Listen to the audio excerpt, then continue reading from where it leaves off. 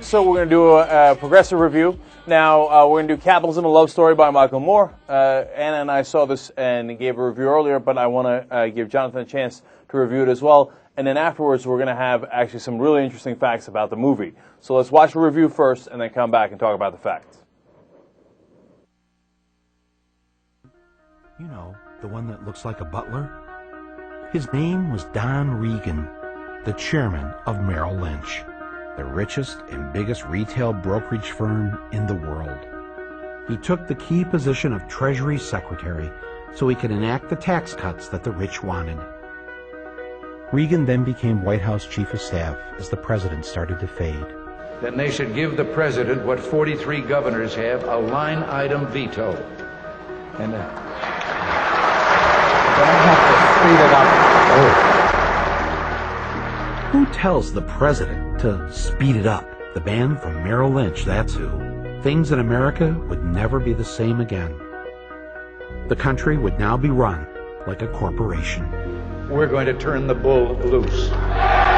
Michael Moore's new film, Capitalism, a Love Story, is as bold, brave, controversial, and ambitious as anything he's ever done.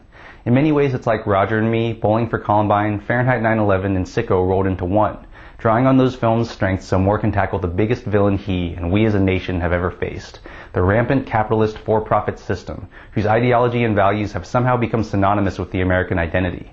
By attacking this system and exposing the suffering it brings to working people, Moore has not only made his most important film to date, but he's also made the most subversive movie I've ever seen. As Moore points out, there was a time not so long ago when only one parent worked, yet a family could buy a house and a car, have health care, and send their kids to college. The rich were taxed at a much higher rate than they are now, yet amazingly, there were still rich people. So were we a socialist country back then? Were we France and didn't know it? To explain what changed, Moore slaughters the sacred cow known as Ronald Reagan, using stats to show that Reagan presided over one of the biggest redistributions of wealth in our nation's history, because that's exactly what it was, where the salaries of average Americans stalled while corporate profits skyrocketed and the rich got richer than ever. Not that they weren't doing just fine before that. This was done in service of the capitalist Republican notion that if individuals and corporations maximize their own greed with no rules or taxes to rein them in, the mystical free market, which is really the capitalist version of God, will dispense freedom, justice, wealth, and ponies to all. Of course, this is a pack of lies. Moore interviews priests who say that capitalism is unequivocally anti-Christian, anti-Jesus, and flies in the face of every major religion, which uniformly declare that greed is a sin, the wealthy are cursed, and what your deity of choice really cares about is how you treat the poor and downtrodden among us. Along with stories of people being evicted from their homes, we hear about a for-profit juvenile detention center whose owners bribed judges to give kids harsher sentences for minor offenses. Or how some of America's biggest corporations, like Walmart, secretly bought so-called dead peasant life insurance policies on their employees so they could profit if they died. Or how airline pilots, who we trust with our lives, are barely paid minimum wage and sometimes rely on food stamps or second jobs to make ends meet. Perhaps most disconcerting is how corporate greed has bought our political system and transformed it into an organ designed primarily to serve and enrich its corporate masters. The worst example of this is Goldman Sachs, who had former executives installed throughout the Bush Treasury and bought off multiple congressmen with campaign contributions. With that access, they orchestrated an Ocean's 11-style heist, walking out with tens of billions of your taxpayer dollars while ensuring that competing investment banks got crippled, or, in the case of Lehman Brothers, whacked. But capitalism isn't all outrage and innocent people getting screwed.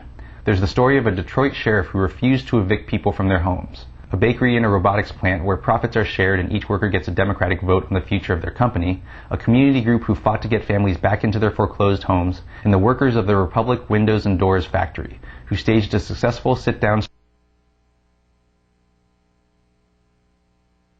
strike to get wages owed to them when their factory shut down. Now I will say, I don't agree with Moore's thesis that capitalism is an absolute evil that must be destroyed, any more than I believe the Republicans' assertion that government is always the problem and should be drowned in a bathtub.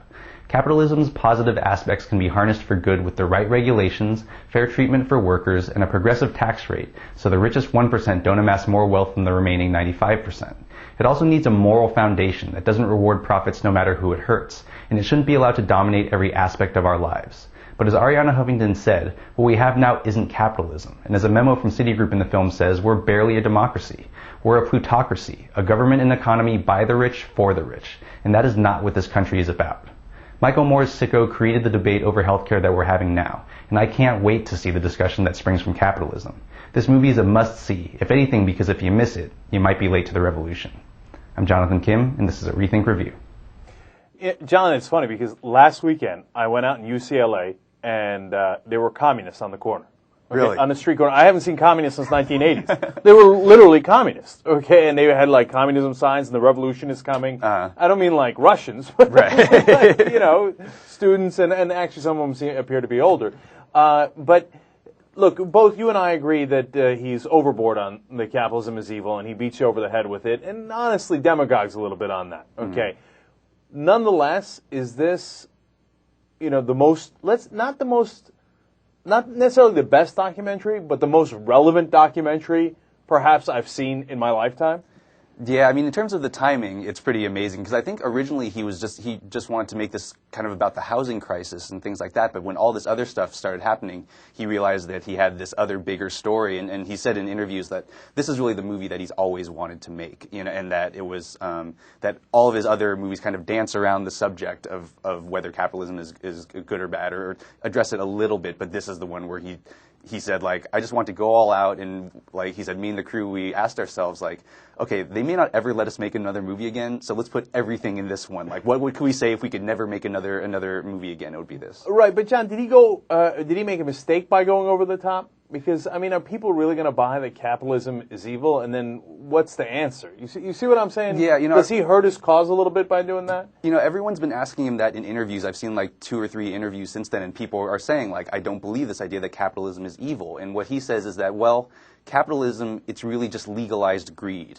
And it rewards greed. I know, but that's how humans are. Well, yeah, that's the thing is you can't ever get rid of the idea that people are going to want more things. But at the same time, like if someone will make $100 million so they could make 10 or 20, so let them do it, and then they can get their 10 or 20, and the 80% can get taken away. Right. No, but that makes sense. Like, so you have to. That's why I believe in capitalism, but with rules and with the proper tax rate, right, so that you could funnel those energies into a productive society. Okay, so you're greedy and you make all that money and great, and you have your $20 million, and then we take the rest and build infrastructure so everybody can enjoy it and give everybody a chance, especially through education and healthcare, so they don't die. Right. So I think there's a reasonable middle ground there. And he was also saying today that, like, if you look at like student loans and healthcare and stuff like that, you can look at that as a tax. Like in other countries, they don't pay that, but we have to. I mean, they don't have to pay that, but we have to pay that. So it's a huge extra expenditure that we're making. Yeah, Anna and I were talking about this after the movie. I mean, if I had to pay 50%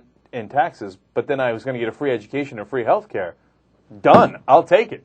Right. Yeah, think about how much people save so they can send their kids to college. Like if you just had that money and you could be spending it, or if some of it was taken away, but you saw what you got for it, then you'd do it. Right. So now I thought he went a little bit overboard as we discussed, but then the other side is far more overboard, and that's the problem he's addressing in the first place.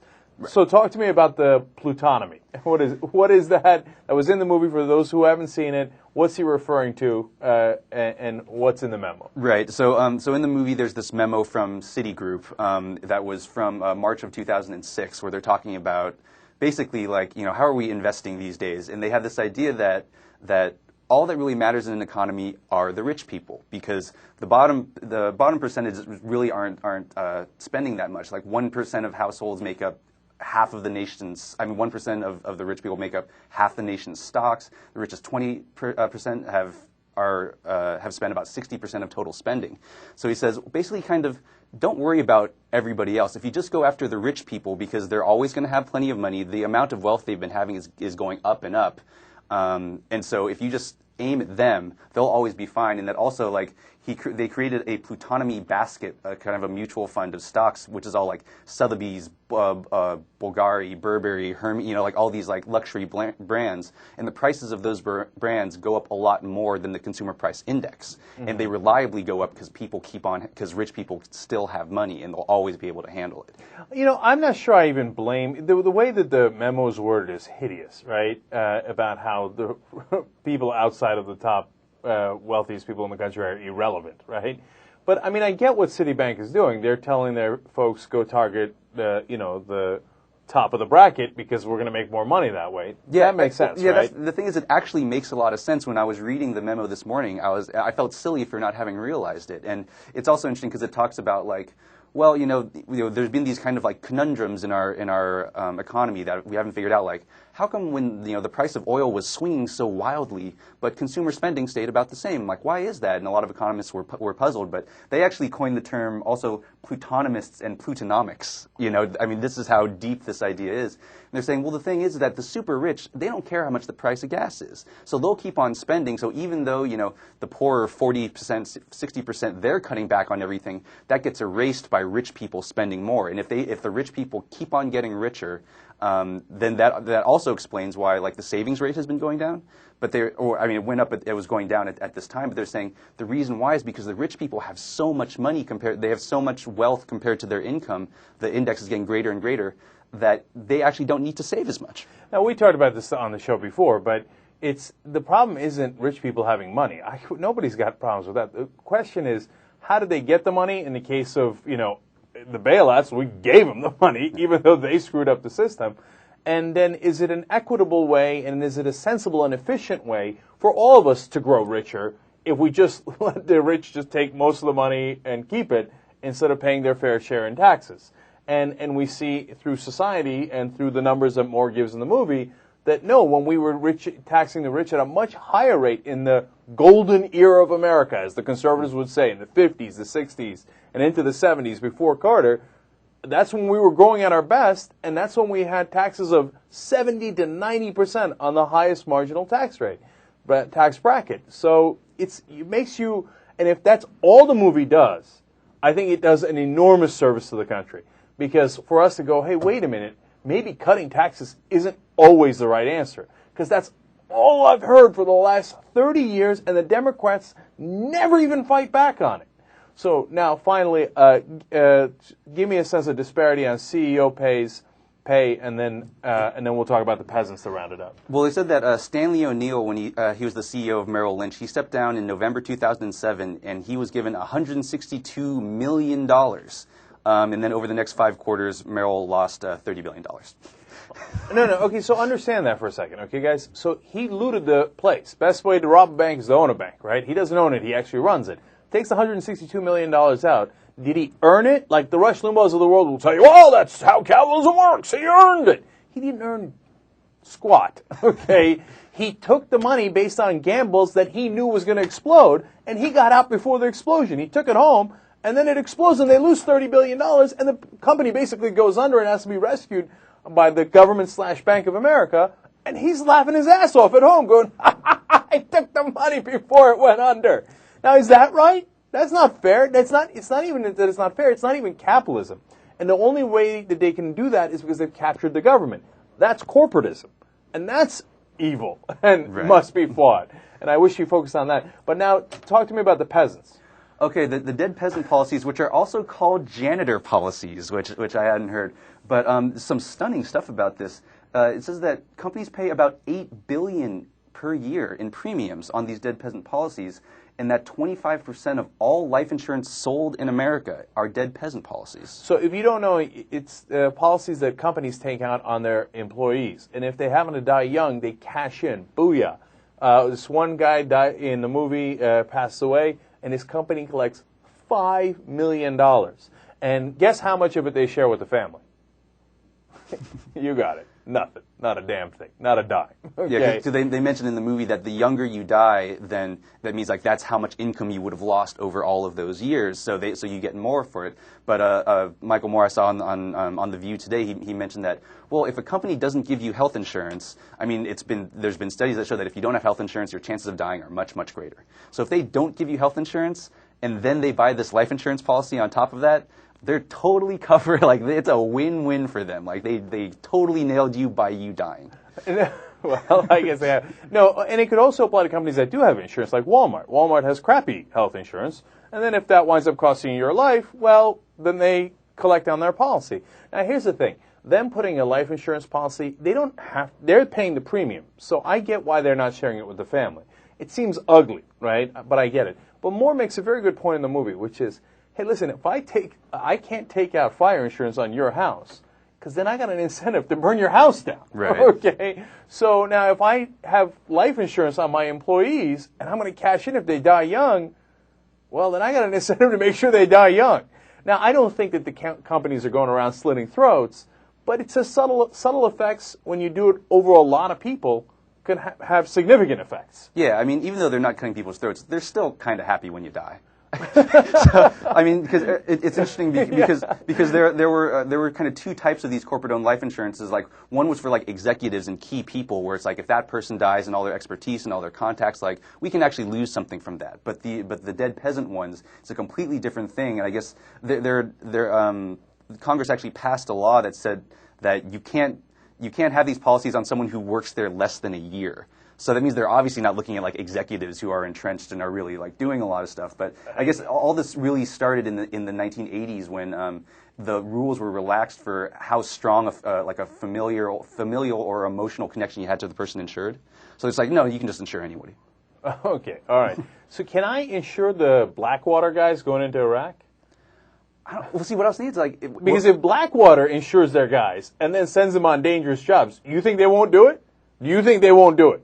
Okay. Yeah, or like... I mean, somebody should look into it. I bet a lot of those contractors that sent those guys into Iraq secretly had dead peasants insurance on them. Well, I mean, some of the companies that have it are like Dow Chemical, Procter & Gamble, Walmart, Walt Disney, Winn-Dixie. Like, these are, I mean, it's brought up in the movies, like blue chip companies. Like, this isn't like some shady scam on the side. These are like the biggest companies in the world doing this. And my final objection to it is, the sons of bitches called it dead peasants insurance. Yeah. Come on, man. Or janitor's insurance. Yeah. Come on, man. I mean, you know what that tells you? That tells you, rub your nose in it. They're like, well, that's what you are to us, man. You're the bottom. You're the dead peasants. What, class warfare? Don't start class warfare. What are you talking about? You guys, you middle class with your class warfare against us poor rich. Yes, someone writing about the Plutonomy memo, he said, well, if you went to 1400s and were putting bets, on like feudal England, you'd put your money with the lords, not with the peasants. Think about it. All right. Jonathan Kim from ReThink Reviews on YouTube. Check it out. Thanks so much for joining us. Thank you. All right. We'll be back. Young Turks.